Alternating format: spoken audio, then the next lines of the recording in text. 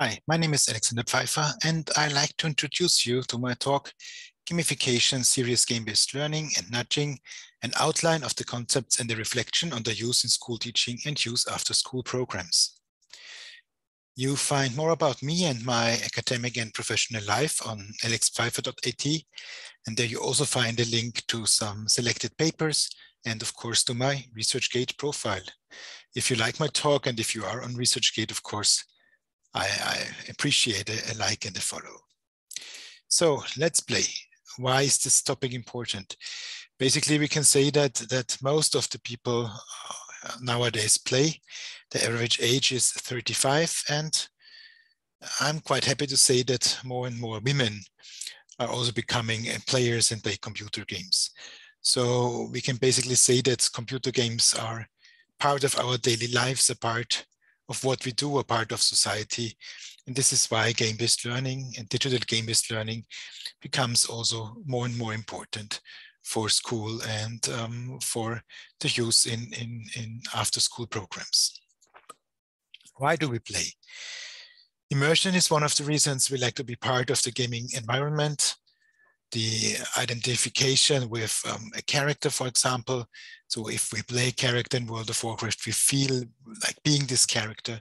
Or even if we play a sports game like FIFA, we really identify with the players in our game. And sometimes as the player representing, like a soccer star, or us, the player, with our virtual model, with the avatar.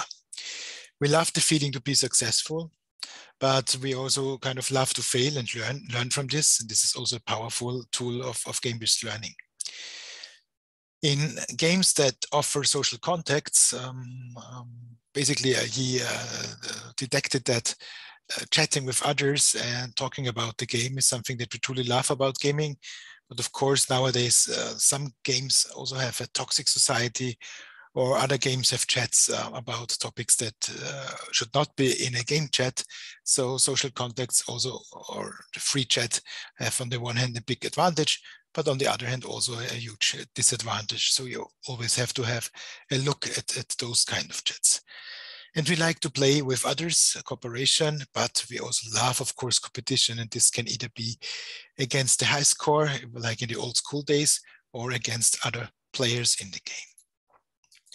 When it comes to immersion, we have to look on the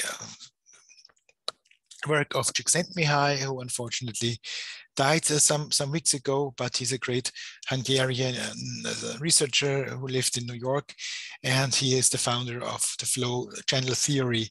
So basically, we have to create our applications, our games, our serious games for learning in the channel between anxiety and boredom, and that's where we love to play the games, and we like to go for the next quest, and we like to improve ourselves and our character.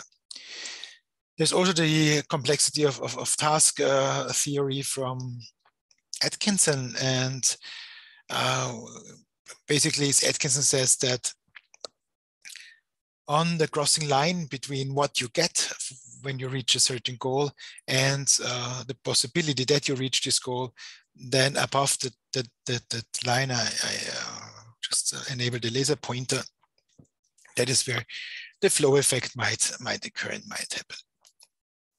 I'm a gamer myself. Games that had quite an impression on me were when I was a kid, SimCity, maybe one of the reasons why I love to study economics, or went to the commercial college later on at this time of my life. And basically you manage a whole city, you learn so much about the economy, being a mayor of a city, you learn about disasters that might show up, you learn about how certain offers like luxury tools, a cinema, a harbor, etc., influence the quality of the living area and which houses are being built there. So SimCity is still a perfect game to learn about those things. Really impressive for me was the Ultima series. Here you find a screenshot from Ultima 6, because Ultima 6 has not only was not only the first game which had an aspect of ethics. So basically, if you stole something and the guard caught you, then this had a huge impact on your game, and you refer the game, and you only had one single save game. Imagine this in games that we play nowadays, only one save game for a game where you can play hundreds of hours. It was written in like an old English version, so to say. This is how I learned English, basically, before you learn it in school, reading those texts and getting it translated from my elderly brother. But so it showed that game-based learning is quite powerful for me at that time as a kid. On the other hand, then I wrote my first English exams later on in this kind of English, and obviously it was wrong and not how we should write our sentences today. So this was quite a fun story, because my mother had to show up in school and explain why I'm writing this kind of English. Then we have a game called Civilization, and Civilization is a perfect game to play kind of an alternative history, but it also offers a kind of in-game Wikipedia where you were able to learn about when certain inventions and certain important milestones actually happened in our real history, so to say. So another game I liked to play as a kid was Bundesliga Manager, a soccer manager. And at that time, there was no satellite television in Austria still. So through the game, I learned everything you need to know about the German Bundesliga and the players. And of course, again, economy, because you have to manage your own club, and you have to have the financial capital. You need to purchase new players. So there are a lot of things you just play through playing, maybe more. I learned more with this game than in 4 or 5 years commercial college about those topics. Nowadays, I love to play FIFA. Last year in the FIFA 21 edition, and in the lockdowns we had in Austria and in Malta, I tried to, play the esports version and the weekend league. Now I have a newborn baby at home, so I just play maybe 2 games a week. It's a completely different game now. And on the mobile phone, I love to play Pokemon Go and Clash of Clans. Those are games you can play like for 5 minutes, start it, stop it again. And as you can see here with this example of Malta, that this connection between the virtual world and the real world is still quite amazing if you're a Pokemon Go player. Always look back in time when you talk about recent things that come up. And so for game-based learning, I like to cite Plotin in the NEH3 244 after Christ was born.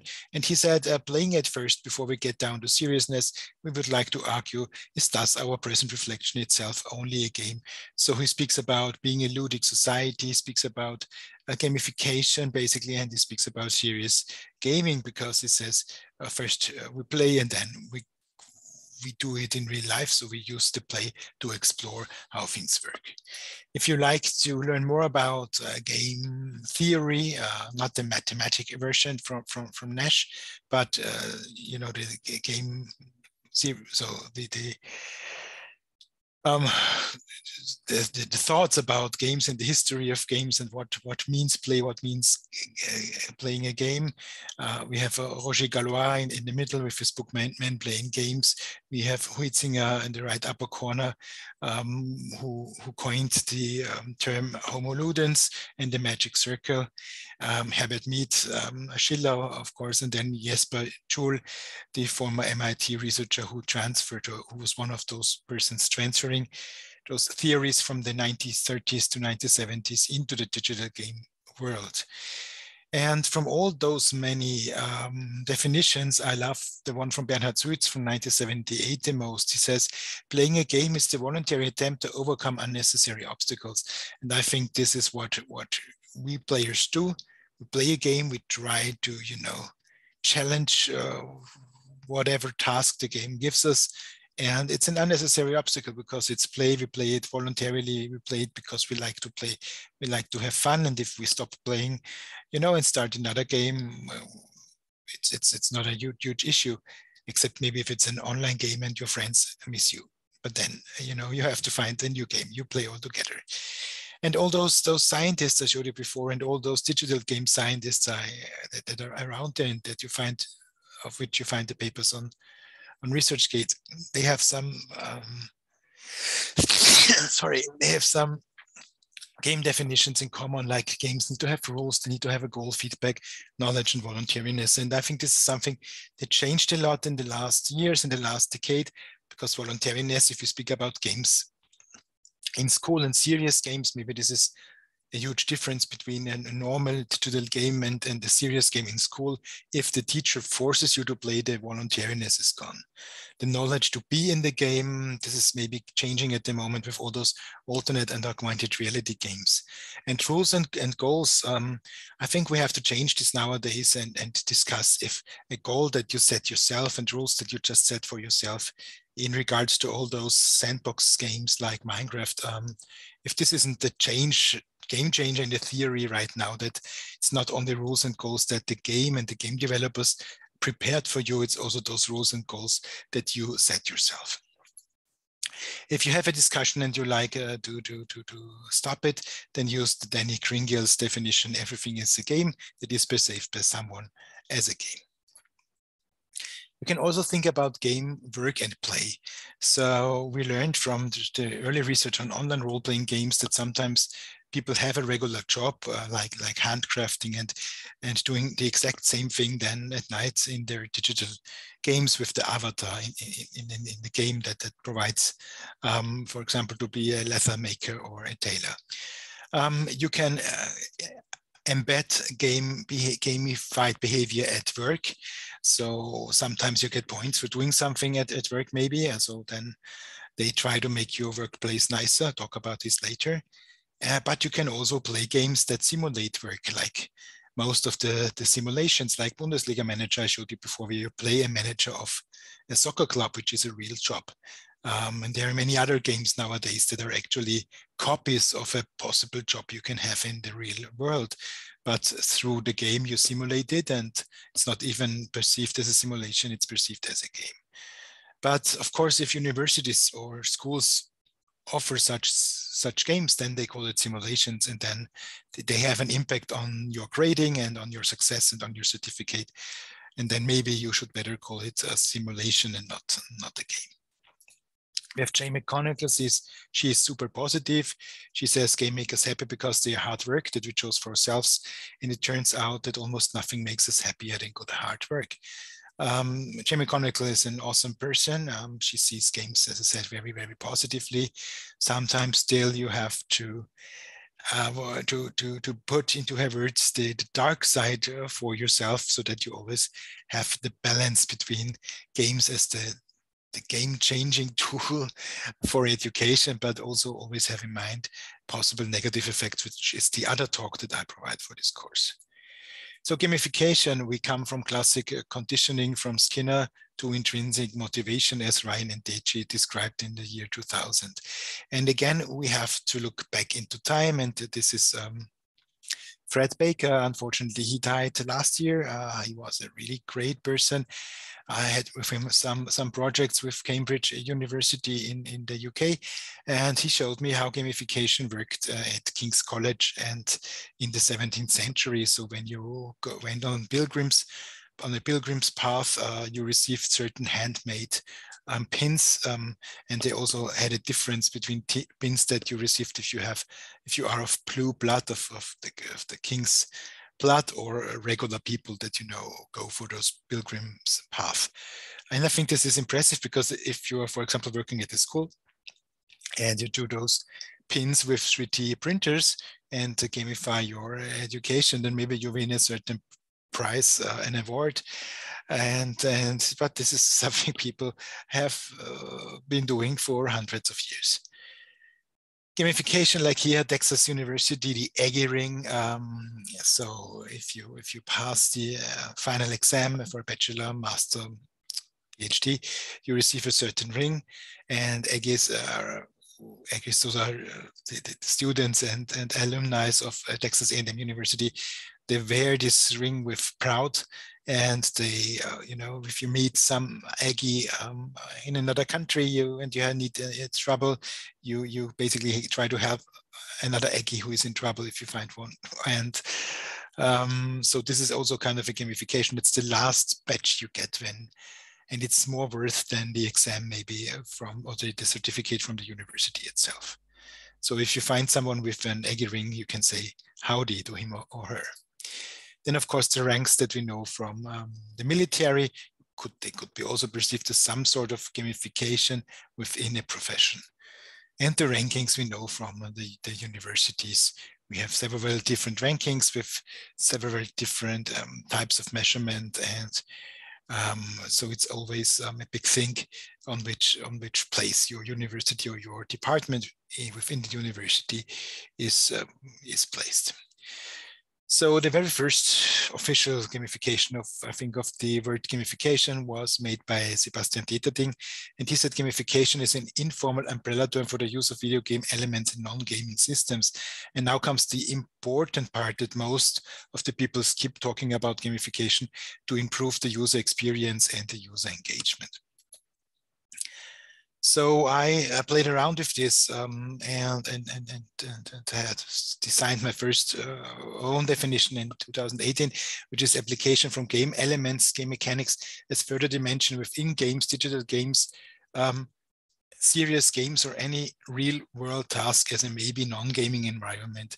And you see it here already. I think that a lot of gamification takes actually place within digital games.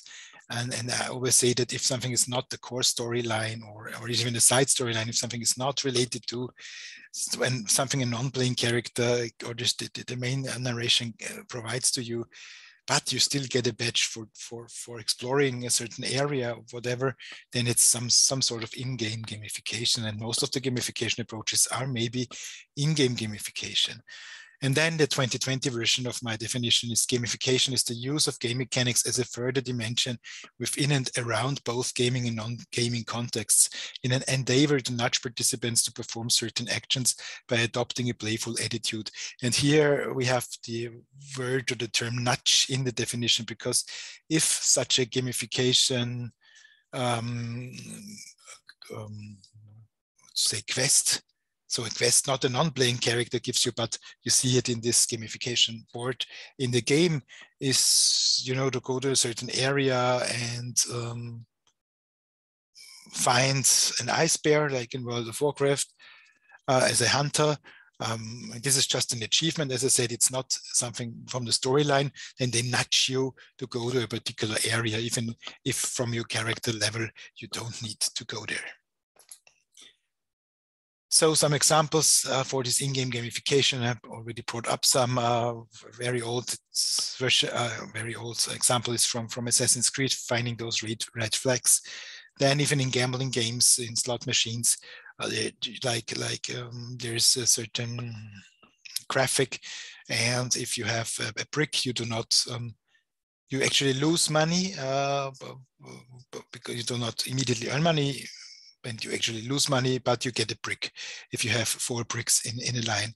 And if you have collected enough bricks, you can build a castle for your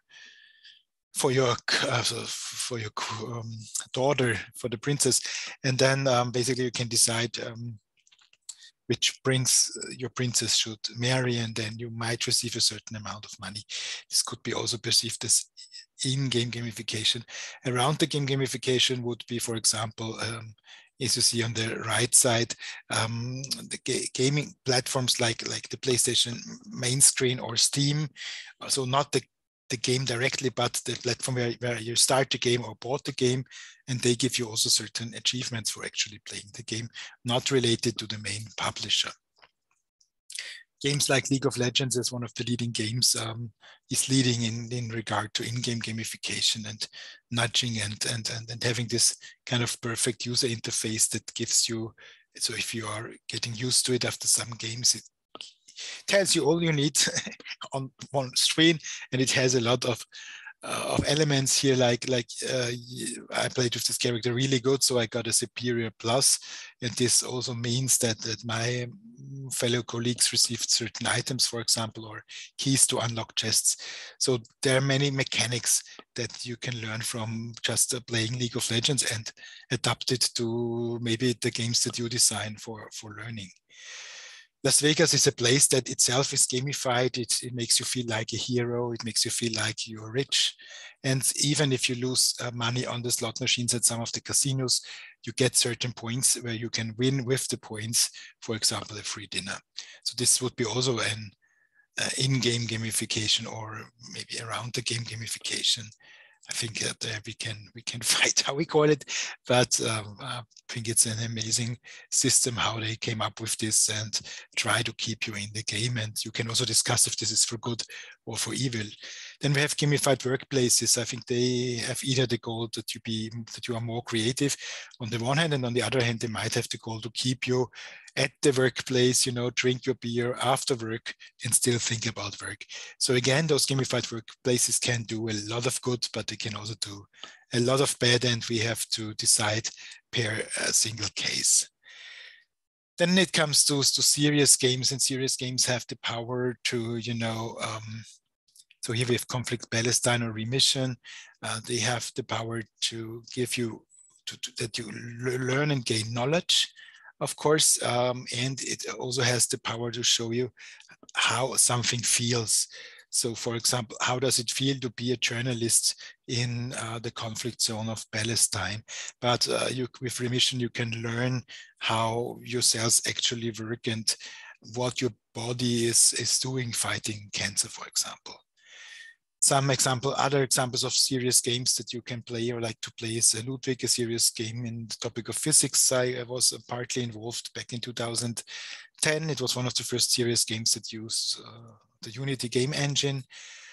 Then 1378 kilometer, this puts you in the position of a guard at the border from East to West Germany, and you have to face very, very hard decisions. And then about the creative sustainable developing goals within the projects from Professor Tingley, we developed 3 different games. We is an Austrian company called Picapipe. So we have 3 games, 3 approaches. The first game, you can play it under the internet address gendergame.picapipe.development. It's a conversation starter approach, as we call it. It's about voting rights, and you have to decide if a certain person has the right to vote in a certain period of time, and it has kind of this Tinder aspect, or so you can swipe left or right, or if you don't think about a real life application, you can think about the famous game like Reigns, which installed this game mechanics. So every time you have to swipe either left or right, at the end you get the results, and at the end you also get more context of what you decided and what actually happened at this particular time period. So conversation starter, why you first let your pupils, your kids play this game, and then as a teacher, you use it and to discuss the topic later on, of course. Then my favorite one, I think it's amazing. It's a really great game that we made. It's of the 3 games I presented, it might be the most complex game. And as I said, the game I like the most, it's here. You find it, quizengine.picapipe.dev, the catalogs and creative sustainable development goals. And in this game, you need to print out, so you find everything on the main screen, the PDFs to print it. You print your levels, like we have, and the topic is, of course, under the sea, as you can see here. And so we have the high sea level, we have the Danube level, we have the Krems, again, Danube level. So here it's Budapest and here it's Krems. We have Malta. We have the playing cards, the physical cards you have to print and cut. And then, of course, we have the app. And it's a quiz app. It's a hybrid game. So you play it on the board game, but you also need the mobile phone. And so there's certain rule sets and certain difficulty degrees. So you can play it with smaller kids and with elderly kids and with the parents and with the teachers all together. And we also have from each board, as you see here, the quick version or the infinite version, you can decide yourself how many rounds you play, and the version where you start the game and the game has an end point. I really loved this combination of board game and quiz, honestly. And I think the graphics are really nice. We also have a mini game that you find here, aquatic.picapipe.dev, where you learn more about life under the sea. It was the result of a game jam hosted by the group around Professor Tingley in Malta some years ago. The third game is a clicker game. A clicker game was a fun genre, started with the cookie clicker. And basically you click with your left mouse or with your finger on the mobile phone. I suggest the mobile phone version actually, or play it on a mobile phone. And then you get more and more events happening. And don't worry, you get an auto clicker later on, so it helps you clicking faster. You unlock certain areas, certain professions, and through that and your strategy, which professions you unlock, you actually learn more about your maybe possible career paths that you like to go for. And give it a try. From all the games I showed you, this is the one still a little bit under development. So we first had a German version, translated it to English. You find some minor parts in German, maybe the next days. But sure, until end of the year, this game is ready to go in full scope.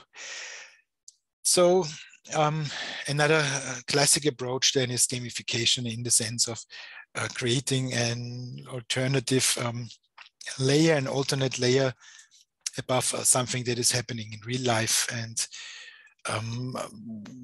so a lot of gamification approaches like Nike Fuel, an historic example, are really working great as long as you are in the game and as long as you are able to finish the goal. What I like with Nike Fuel was that every night you were able to set the goal for the next day. Unfortunately, they had several goals that if you miss it one time, then you were not able to finish it at the end of the day. And I think they should have embedded something that gives you a second or third chance, maybe 5 times a year, to reach your goals and to keep you playing and to keep you healthy. But it's very, very hard. So gamification approaches most of the time are fun for a certain period of time, and then when you drop out and you did not change your behavior and it did not become a habit of yours to do sports, then the chances is quite high that you lose some kilos and you gain them again. So what can gamification do? It can teach you values, as also serious games can do, and it can change your behavior. And as I said before, for that, this thing that the gamification tries again to nudge you to do needs to be your daily habit, so that you can call them success, that you can call it a successful gamification. We have many different things that gamification can most probably embed as the second layer above the real world. And the last years we learned that the narration is quite important, that the objectivity and transparency is very important. And some years ago, like 2014, in my research on that, 2015, people said like sharing on social media is more important. And this is not nowadays not so much the thing. It's more about, as I said before, the transparency, that if it's about a real life goal, you know that the game engine itself is cheat proof, so to say. So good examples in education is reality starts here. So at the university, new students received a package with playing cards. And even before the university started, they were able to meet up other people and then to create a set of cards. And this was the first task at school. Like you see here in orange, it's the co-workers, the group of fellow future students who work with you on that. And in this case, they have to film a 30-second short movie involving the topic of obsession, a bicycle, an interview, and the code. And on the back side of the cards, you find points. And the more complex your set becomes, the more points you get, and maybe the higher your grade is. Or the more points you have and the higher chance to win a prizes. And the prize was to meet famous people in the topic you actually study, like Henry Jenkins in game studies or Steven Spielberg in filmmaking and so on and so forth. So this was really, really cool to have this real life possibility to meet people you adore, love, and you look up and have a chat with them. Another great example, you find it on YouTube, from Mario Staller, is gamifying a university course on cybercrime. And he did this course twice. So he asked the students if they like to play the gamified version or the regular version. And the gamified version had the storyline that the professor was kidnapped and the group of students had to find him. At the end, content-wise, it was exactly the same. The students learned the same thing, but the gamified student group had more engagement and more long-term knowledge of the content taught in school. So another classic form of gamification is loyalty points. In the Spar supermarket, for example, if every 10 euros you spend, you get a sticker. You have 1 month to complete the album and get a one-time discount. I like this example because it does not involve personal data. So you simply collect for yourself and you get your discount. This is a very classic gamification, as those cards here. Those cards, of course, have the issue, just a side mark, that they can easily be frauded. So this card on the left you find in Malta at the Costa Coffee. In Malta, you know, people are super lovely, but sometimes a bit lazy, and then they lose this stamp, and then they just sign. And obviously, a person working at the Costa Coffee in Spinola Bay will not know how the signature of a person working in Valletta will look like. So I don't encourage you to fraud this, but it's easy to fraud. So this is something you have to take care of if you have a gamified approach, which does not just involve your class, like, and you know your signature, of course, like in the right upper example with my hairdresser, it's always the same signature, and he will know immediately, I think, if someone is frauding his signature. But if you are in a gamification approach with hundreds of other schools or classes, then you don't know the signature of other teachers. That's the learning. That's why I have the slide here.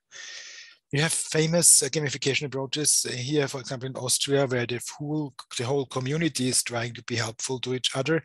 And then you get points as a community and unlock certain things and advantages for the whole community. In this case, people in Austria or Vienna using the public transport system.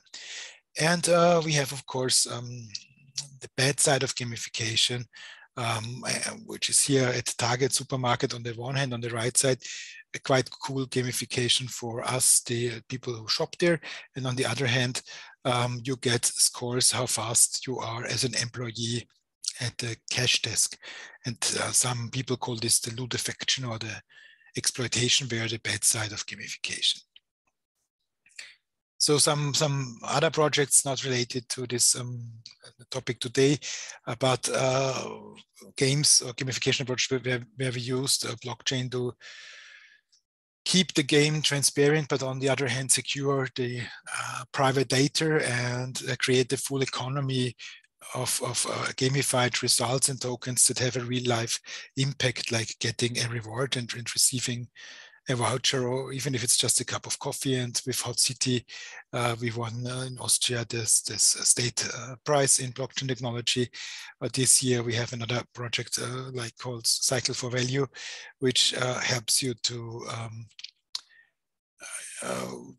start a more healthy behavior using your bike. And again, you get some perks if you are riding your bike maybe more than before. And carbon diet, it's a gamified approach, again using blockchain technologies to exchange travel certificates. So just a side remark, how new technologies like blockchain come into play and support your gamification approach.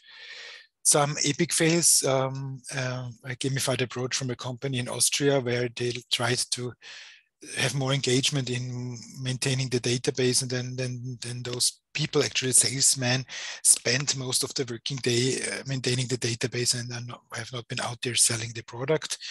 From a Chinese restaurant around the corner from my Austrian apartment. They reward you with €5 if you survived 7 times eating at this place. I don't think it's a good idea. Gamification reward should never be in monetary form. And then it's from a fun TV show, but I think it's getting more and more serious. What I call shamification is that you do not get positive rewards, but that the gamification reward is at the end putting fire under your butt, and instead of telling you how good you are, it tells you how bad you are. And this is maybe something that will come. And as I said already, exploitation, where the dark side of gamification, ludification, and the famous example is in Disneyland, how the workers in the laundry were monitored through points, how fast they are and how accurate they are. And if you read through the forums on this topic, this put really a lot of pressure on the employees. We have borderline cases. Do we call this gamification or not? So for example, if you have in winter season, every weekend a race, a downhill race, and then you have the Olympic Games, or isn't this just a gamification maybe of a sport? I don't know. Or when you get certain nice entry tickets in form of wristbands instead of like an entry ticket on a piece of paper on your smartphone. It could be said that you collect things. So with the element of collection, it becomes already some sort of gamification, like we also find here with the stickers. Social media is, of course, gamified because you get award if you react fast. The more and more Facebook shows you more and more stickers if you are one of them, the people commenting the most and getting the most likes maybe on your comments on particular groups. So this was the gamification part. Let's now come to the nudging part.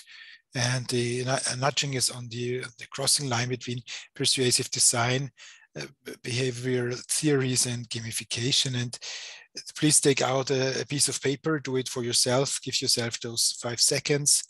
I give you some seconds to, go for a piece of paper or press pause and then start again when you watch the recording here. And let's go for the task. If a baseball and a bat cost $1, then send together, and the bat costs $1 more than the ball, how much does the ball cost? I give you 3 seconds, be honest. 3, 2, 1, finish line. So now look at your results. And the result is 5 cents. So here you see the equation. And again, if a baseball and a bat cost $1, then together, and the ball cost $1 more than, and the bat cost $1 more than the ball, how much does the ball cost? So now think again a bit slowly, and you will find that the answer is 5 cents and maybe not 10 cents as you have on your piece of paper. And this is because if you have to, we tend to, go for thousands of decisions per day, and most of them really, really fast without thinking a lot. And this little task was a typical quest where you just say 10 cents, and this is it, a quick reaction on an easy problem. But in fact, the problem, you overread something and you go for the wrong result. And this is why nudging is helpful, because nudging, the term nudging derives from behavioral economics from Dahl and Sunstein. It describes a gentle influence on behavior. So with a nudge, at this example, that could have been like a nudge that the tutor should give you 10 seconds and not 3 seconds, or this is a situation where you simply need a little bit more time to go for the right result. So again, we have those two selves. We have the Pippi Longstocking self for the quick decisions, and the Mr. Spock self for the more sophisticated decisions. And what happens that you get a task and directly you find the solution. And for the more complex parts, it's playing ping pong in your head. So nudges can be used for difficult, rare decisions and decisions that do not have any immediate feedback. And when we perform a main activity, we often forget about the secondary activity. So most of the nudges we find in daily lives are like a light blinking or a sound beeping, or here a hardware nudge um, for the gas station, that you do not forget to close the gas tank on your car. What is a big problem is when the consequence is not directly at the moment you do something, but later, for example, eating unhealthy food, you will regret later, of course, if you eat that maybe and gain kilos. And the huge problem is if your peer group has similar problems. So if you are in a relationship and both love to eat donuts, or if you are in a club of football supporters and everyone likes to drink beer, then it's harder for you to go for the right decision. And this is usually, if we would be in a live situation, I would ask you, what is the nudge here? And as I cannot do this, I explain you this slide a bit. The nudge here is simply the color of the ice cream. So we know brown ice cream is chocolate, and yellow ice cream is vanilla, and the red ice cream may be strawberry. And so basically, although this is artificial colors, kind of the whole world agreed on the same color, bear taste. The first famous nudge was this fly in the toilet, Amsterdam, I think 1998. There's a research on this, and it really showed that you need less time to clean the toilets if you go there with ultraviolet light. So it really saved time, and it also saved clean sprays to clean the toilets and the area around the toilets, of course. But you can also mess it up. For example, here this is a design mistake because this has the completely opposite impact. And some people also gamify this, and you need to pee, and there's a computer game screen here attached to the wall, and you have to go left or right with using your P. And then at the end, it's an advert game, because if you do not do it right, they tell you to call a taxi. Other nudges are, for example, here at the Mensa, that they guide you that you pick the healthy food first. And they did it the way that for the 3-course menu, you pass by the dessert first, the unhealthy food, but you don't take it because you think 1, 2, 3, and you start with the soup, and then you go to the main course, and then you just pay and enjoy the 2-course menu and not the 3-course menu. Or installing a mirror in your shopping basket, for example, where you can see what you have been shopping, from several directions. This might help you to shop a bit more healthier. Or here, Chicago Lakeshore Drive, they just painted lines on the floor. So if you're driving your car, those lines come faster and faster, and it appears for you that you are too fast, and you brake before a zone here at Lakeshore Drive, which is quite dangerous, and this really helped to prevent accidents. We have photo nudges, where hotels would love you to take the perfect picture, share it on social media. If hotels and tourism areas have those photo nudges, it basically saves them a lot of money, and it is a much higher impact as if they give this money to social media agencies. We have nudges in computer games, for example, with League of Legends, a highly competitive game, having a true toxic community. At the start screen, they ask you, did you know players who cooperate with the team win 31% more games? And this maybe helps you to not shout on your colleagues if they did a minor mistake. And with League of Legends, with World of Warcraft, you get double experience if you log out at the capital city or a pub. This is on the one hand in regards to online addiction, that you really, you are out of the game, and so you enjoy real life, so to say, and you get rewarded, getting more experience the next time you join. On the other hand, you pay a monthly fee, and the costs for the computer game provider are higher if more people are on the server infrastructure, and with this little nudge, they help to save costs. So they're not, on the one hand, they do online playing addiction, and on the other hand, they also cut their costs. So not only doing it for good, but at least it has a positive effect. Betting between friends can really be helpful. So if you like to lose kilos, for example, you can make a bet with your husband, with your wife, with your best friend, and this might help you to reach your goal. There are even platforms for that. And nudging is also about how to basically call out things, or how to put things into perspective. So positive is saving 200 lives, negative is 400 lives will perish. 33% chance of saving 600 people, 66 chance of not saving.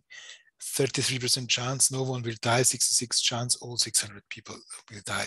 So it's all about how to put things into perspective, and this will have a completely different reaction of your audience. Then smiley stickers can really help to keep you on track. And even surveys like a call, do you intend to purchase a new car? Do you intend to go for voting? Helps you to actually, oh, I got this survey. They asked me to go voting. It's raining outside, but let's go and do my job as a citizen of a particular government. So those are really mechanics that truly help. And it's always also design. So it's about, to pull or push this door. So every door should be 100% easy to understand, and then have a look at doors that you open or close this week, and then you will find if the design approach is well done or messed up a bit. And it's always about who is your user group, of course, and how do they grab things, for example. And there are different kind of nudges. The informative nudge, like here a staircase telling you that you burn calories with each step. Or a social nudge. So they want to keep the streets clean, and they made this competition. In which city do you like to live more, in Graz or Vienna? And of course, this was in the city of Graz. So the smokers put the cigarettes in the slot saying Graz, and so they did not put it on the floor. And with that, they participated in a fun way of voting. And so such nudges can also be playful, like painting something on the floor, or as I said, nudging is really related to digital gaming. And normative nudges, you all know that every Monday morning at 8 in the morning, when your mobile phone tells you how much time you spend with which application. We have also negative nudges, like here in urban planning, preventing people to sleep there, be homeless people maybe overnight. It's like putting a fence with stings there. And we have nudges that are forbidden nowadays, like those milliseconds in the cinema with showing you if you're hungry, eat popcorn, and then the people in the mid-90s bought a drink or popcorn at the bar when the movie has a movie break. A quite easy nudge for you to start is the to-do list, which really helps, or to relate certain tasks to a particular music. For me, in regards to learning, or doing sports, I have my lists with music, and I know which tasks I'm performing right now. So thank you very much for listening. If you like to reach out, again, alexpfeiffer.at, you find how to contact me and how to reach out to me. And of course, I'd really love to get feedback from the recording and how you liked it. And if I can help you further, don't hesitate. I like to nudge you here to, reach out to me. Thank you, and have a great day. I hope you enjoy the program.